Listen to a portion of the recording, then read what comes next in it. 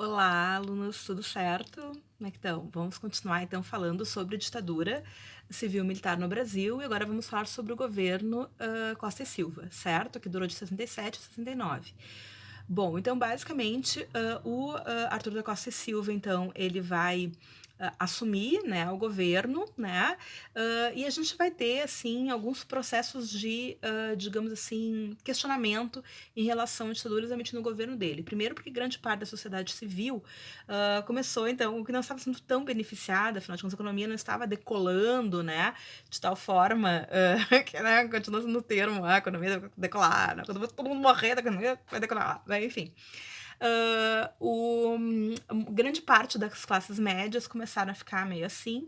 Muitos, né, que apoiaram a ditadura e que achavam que ia ser aquela coisa, bom, o governo vai lá, né, acaba com a esquerda e depois nos devolve, né, começa a ver que não é bem assim. Então muitos vão se colocar agora como opositores, digamos assim, ou vão querer, digamos assim, que o retorno da democracia, né?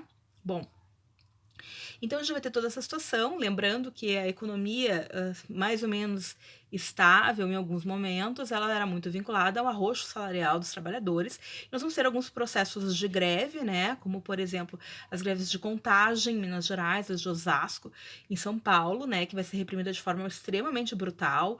Nós vamos ver um período também do Costa e Silva nesse primeiro momento, então uma contestação social um pouco mais acentuada, né? Porque, como eu falei para vocês, começa a cair a grande ficha, né? A partir de todo o autoritarismo que já se coloca desde o início, a repressão e a violência, né? Enfim, e a falta total de participação política começa a causar incômodo, inclusive, naqueles grupos que apoiaram a ditadura civil-militar num primeiro momento. Claro, vários dos grupos continuam fiéis, né? Continuam ganhando com tudo isso, mas alguns não, né? Alguns meios são os arrependidinhos, né? Enfim, então a gente vai ter protestos de rua que vão se articulando, que vão se ampliando, né? Manifestando, né? Um dos atores mais importantes nesse contexto são os estudantes, né? Os estudantes que vão ser, né, bastante reprimidos, né? A União Nacional dos Estudantes, a UNE, vai ser colocada na ilegalidade, certo? Mas mesmo de forma clandestina, continua tentando se articular, continua em diálogo e se coloca desde o início, né? Contrário ao processo da ditadura, até porque, dentre as reformas de base, né, nós tínhamos aí a participação intensa dos estudantes nessa perspectiva das reformas, né, de uma reforma universitária, de uma universidade mais aberta, né, e com maior participação dos estudantes dentro do processo, né, da academia, enfim.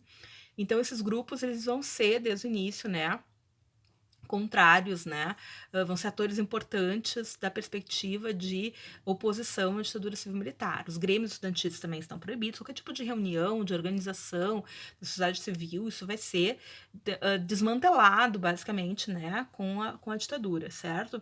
Então a gente vai ter uma série de situações de repressão violenta, né, e outras estruturas da sociedade civil também vão se colocar como oposição, né, como a própria Ordem dos Advogados do Brasil, membros, grupos, né, dentro da CNBB, que é, então, né, a Conferência Nacional de Bispos do Brasil.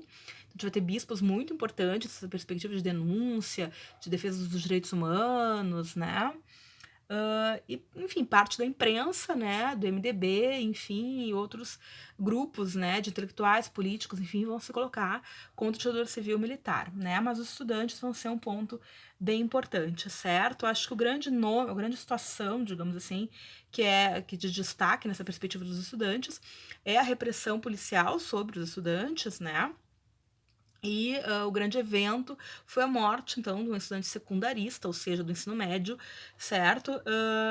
Em 68, em março de 68, o Edson Luiz, certo?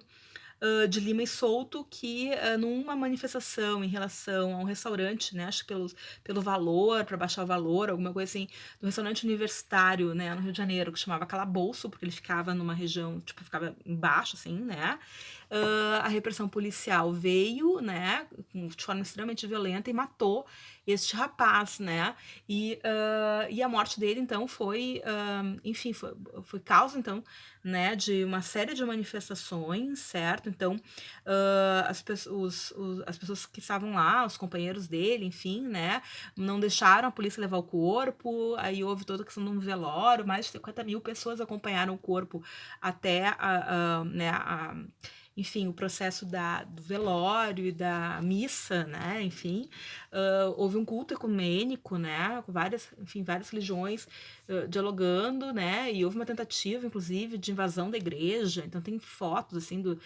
dos militares, dos policiais de cavalo, assim, né, com cavalo por cima das pessoas. Bom, há uma série de cenas do período, né, de violência, de pessoas apanhando, de pessoas sendo arrastadas, de pessoas enfim, sendo levadas, né, à força em viaturas e apanhando de cacetete, enfim, esse é o clima, né, da ditadura civil-militar no Brasil, certo? Então a gente vê né, também, né, manifestações populares contra a ditadura civil-militar, como a chamada Passeata dos 100 mil, né? Então milhares de pessoas então saíram, né, nas ruas no Rio de Janeiro protestando, né? Muitos artistas, enfim, uma série de pessoas, né, se colocando contra a ditadura civil-militar nesse processo, certo? Nós temos também, né, além disso, vários grupos de extrema direita que se organizam, né, grupos paramilitares, né? Você lembra lá quando a gente falou do nazismo, as SA, então, tudo grupos paramilitares que se organizavam para sair matando pessoas, linchando pessoas, enfim, né?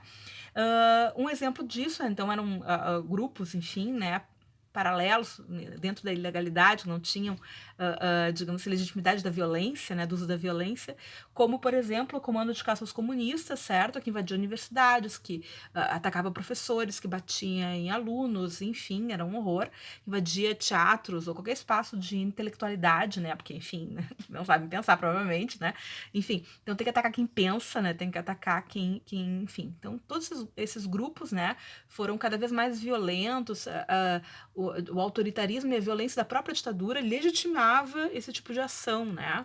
E a gente vai ter, por exemplo, né, em São Paulo, se não me engano, estava tendo uma peça do Chico Buarque chamada Roda Viva. Os atores, no Teatro de Arena, os atores foram agredidos, foi invadida a peça, os atores apanharam, enfim, né, por ações desses grupos, né? E também teve tipo, quase uma guerra com bombas, enfim, assim, entre as universidades, entre a filosofia da USP, que era majoritariamente de pessoas, de estudantes, né, que se opunham, então, à ditadura, e esses grupos de comando de caças ou comunistas, né, ou seja, extrema-direita, que tinham sua base, principalmente no direito da Mackenzie. A Mackenzie era uma universidade que ficava praticamente na frente, uma universidade particular, que chamava muito esses grupos de elite, como conservador, tinha muita gente que estudava direito, né, nessa universidade, e vai ter enfim, né, uma guerra campal, uma batalha campal nas ruas, que vai ser chamada de Batalha da Maria Antônia, porque eu acho que o nome da rua, se não me engano, era Maria Antônia, não sei, mas enfim. E com isso, inclusive um estudante, né, vai ser morto nesse processo. Então, mais ou menos esse é o clima, né? Bom, então a gente vai ter todas essas situações, certo? De agravamento, certo? E no Congresso a gente vai ter parlamentares, como eu disse para vocês, que vão achar que, bom, tá, tô no MDB, sou oposição, posso ser oposição de verdade. E vários vão fazer críticas, então, como eu disse, as coisas estão, né, as críticas estão ampliando, a gente vai falar um pouco sobre cultura também, né? Neste período, protestos, canções de protesto, enfim. Quero dizer que a sociedade estava respondendo, de alguma forma, contra esse autoritarismo. Não toda a sociedade, mas uma parcela considerável, digamos assim.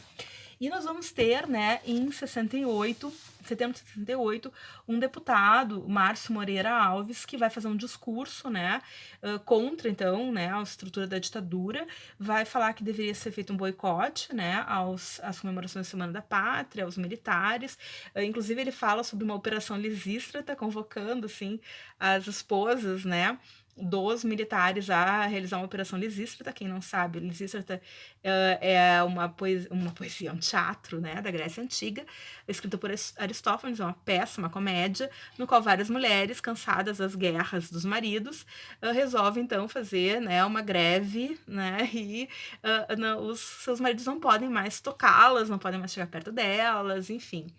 E com isso, os militares se ofenderam, né, muito com essa fala dele e queriam a todo pano caçar ele. E o Congresso se colocou contra a possibilidade de caçá-lo, então.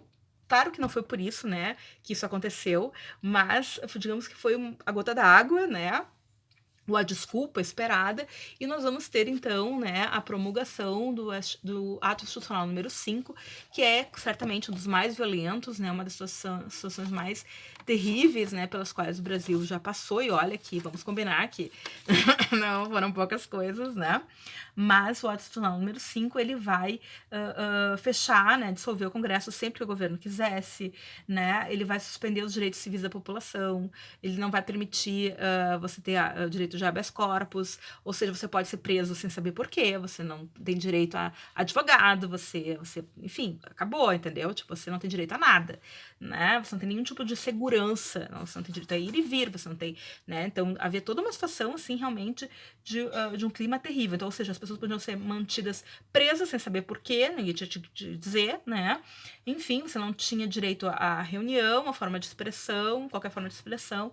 Enfim, esse era o AI-5, certo? Então, ele gastou mandatos políticos, ele demitiu, ele perseguiu, ele aposentou, ele censurou, ele vigiou, ele torturou, enfim, combo completo, né, do que é a ditadura, certo? Então, basicamente, houve todo um fechamento do Congresso e um controle, né, basicamente fechado, né, controle total sobre as ações da população, sem nenhum tipo de segurança para a população, certo?